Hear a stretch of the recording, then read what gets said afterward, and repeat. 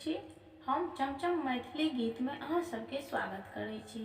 आई हम फेर एगो अर्घ देवा कालक छठ के गीत गबै छी। अहाँ सब गोटा मिल के हमर गीत देखब और सुनब। और चैनल के सब्सक्राइब, वीडियो के लाइक जरूर कर देबै। जय छठ मैया।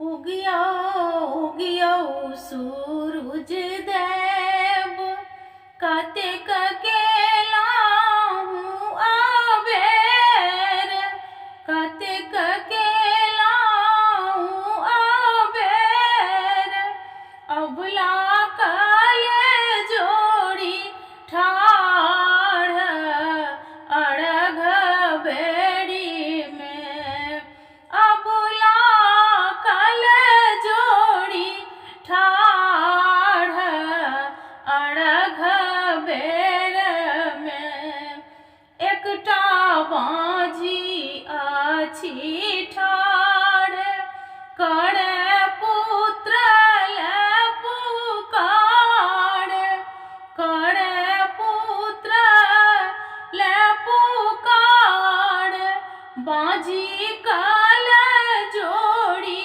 ठाढ़ अर्घ बेरे में, बाँझी काले जोड़ी ठाढ़ अर्घ बेर में, एकटा निर्धन अछि ठाढ़, करे धान ले पुकार, करे धान ले पुकार, निर्धन काल जोड़ी ठाढ़ अर्घ बेरे में, उगियो उगियो सूरज देव, कतेक केलाहु आबेर, कतेक केलाहु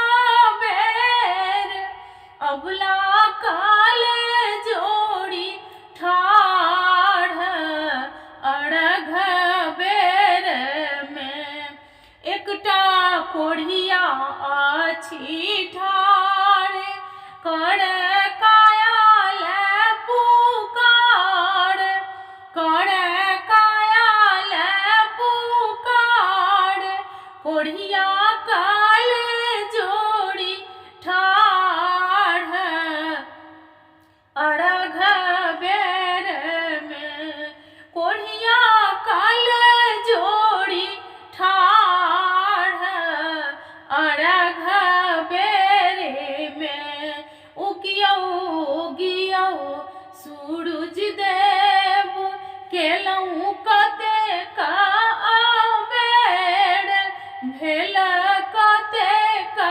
आबेर, दुखिया काले जोड़ी ठाढ़ अर्घ बेरे में, अबला काले जोड़ी ठाढ़ अर्घ बेरे में, एकटा अन्हरा अछि ठाढ़, करे नैना ले पुकार, करे नैना ले पुकार, अन्हरा काले जोड़ी ठाढ़ अर्घ बेरे में, अन्हरा काले जोड़ी ठाढ़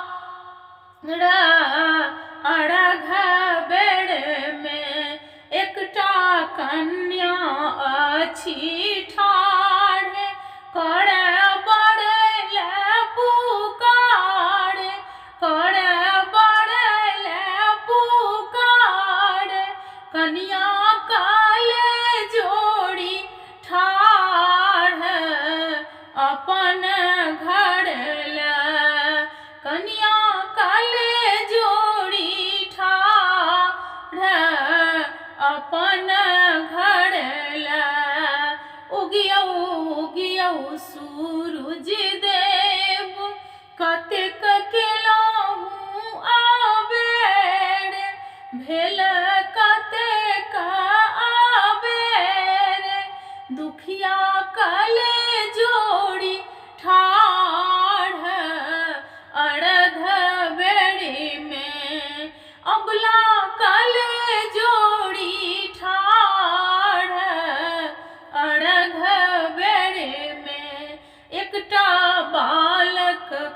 अछि ठाढ़ कण विद्यालय पुकार, कण विद्यालय पुकार।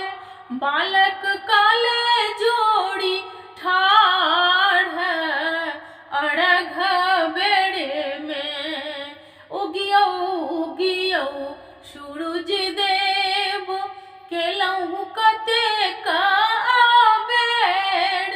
दुखिया कले जोड़ी ठाढ़ अड़घ बेड़े में। अबला कले जोड़ी ठाढ़ अड़घ बेड़े में। प्रेम से बोलो छठ मैया की जय।